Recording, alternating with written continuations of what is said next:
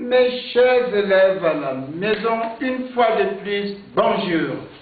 Bonjour et bonjour.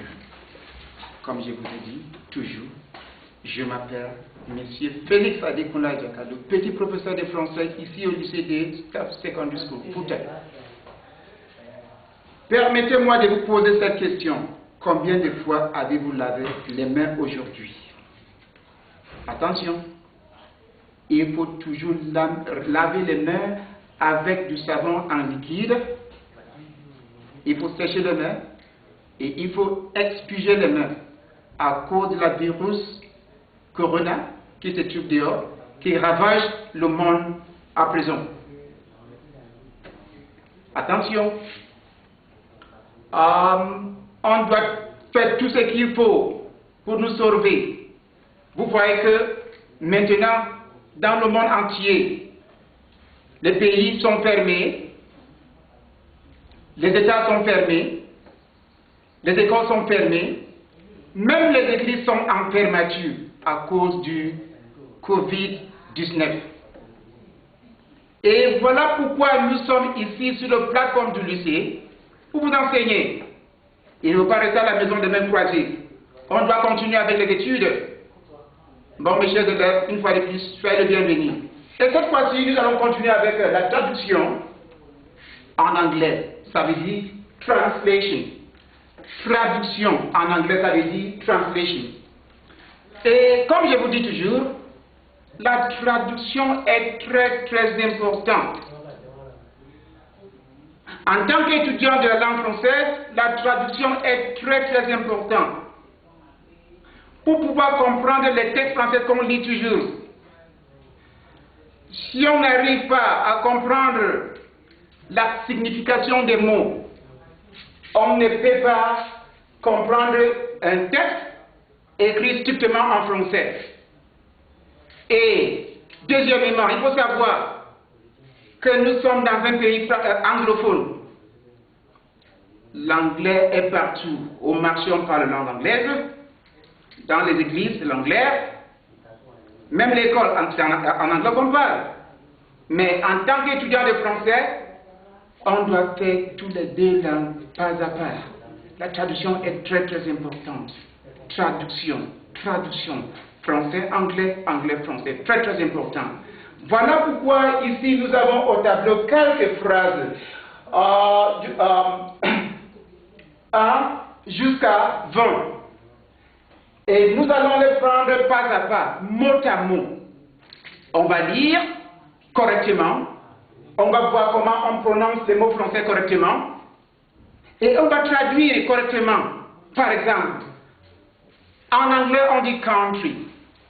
Qu'est-ce qu'on dit en français? On dit pays. Par exemple, en anglais, on dit school. Qu'est-ce qu'on dit en français? On dit école. Par exemple, en français, on dit marché. Mais en anglais, on dit quoi? On dit market. Ainsi de suite. Mes chers élèves, passez avec moi au tableau. On a les phrases ici. La première phrase, Zénab, le nom d'une personne, le nom d'une fille. Zénab vit. Attention, le mot ici se prononce vie, pas vie. La lettre T ne se prononce jamais. Zénab vit dans un. Je mets l'emphase ici.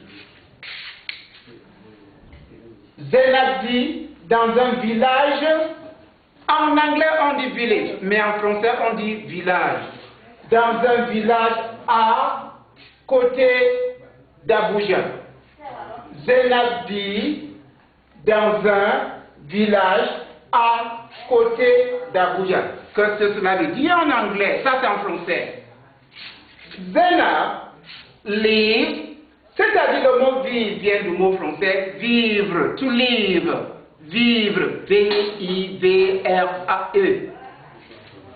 Zénab lives in a village near Abuja. Zénab lives in a village near Abuja. Ça, c'est la traduction de cette phrase. En français, Zainab vit dans un village à côté d'Abuja. En anglais, Zainab lives in a village near Abuja. Deuxième phrase. Abuja se trouve vers le nord du Nigeria. Attention ici, on dit nord, pas nord, pas nord, on dit nord. Abuja se trouve vers, pas vers le nord du Nigeria. Abuja is found, Abuja is located, Abuja is found towards the north of Nigeria. Abuja is found, is located towards the north of Nigeria. Ça, c'est la vraie traduction. Ça, c'est la traduction correcte de la phrase.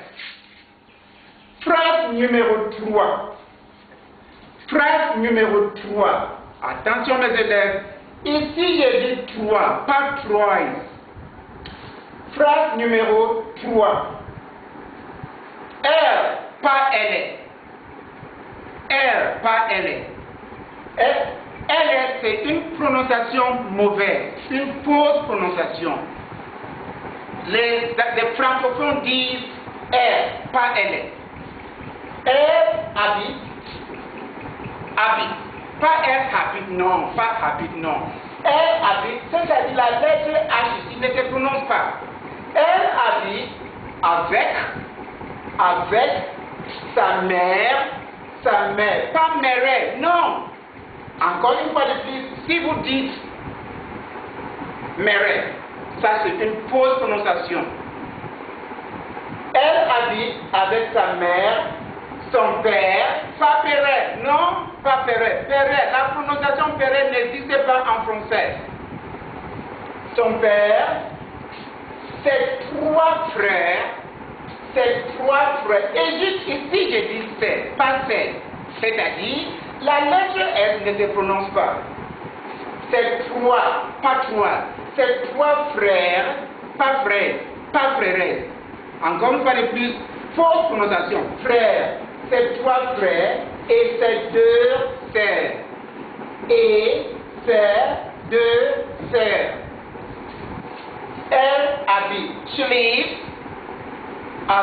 with sa mère, her mother, son père, her father, ses 3 frères, her 3 brothers, et ses 2 sœurs, and her 2 sisters.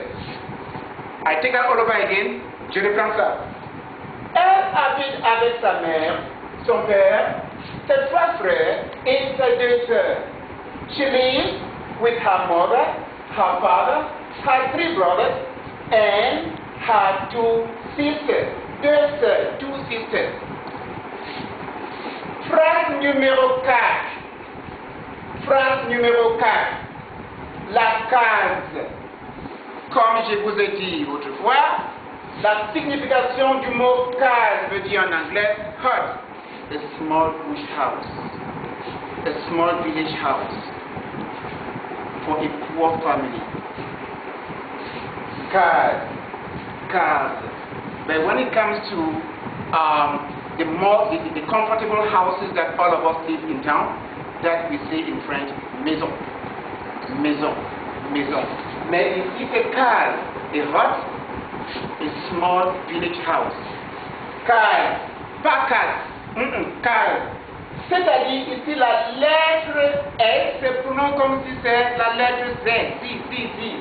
La case familiale, the family house, the family hut. La case familiale est très petite. Pas petite, non. Petite. La case familiale est très petite. Ici, j'ai dit très, pas très. Le mot, c'est-à-dire la lettre S ici ne se prononce pas. La case familiale est très petite. The family hut is very small.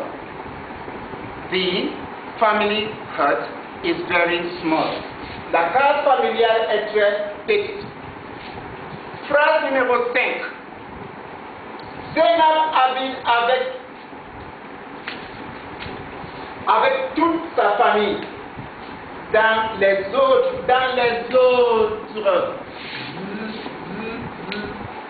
Zénab habite avec toutes, pas touté, non. Ici, si vous dites touté, bon, là, ça veut dire une fausse prononciation. C'est toute. Zénab habite avec toute sa famille. Et ici, on dit famille, pas famille.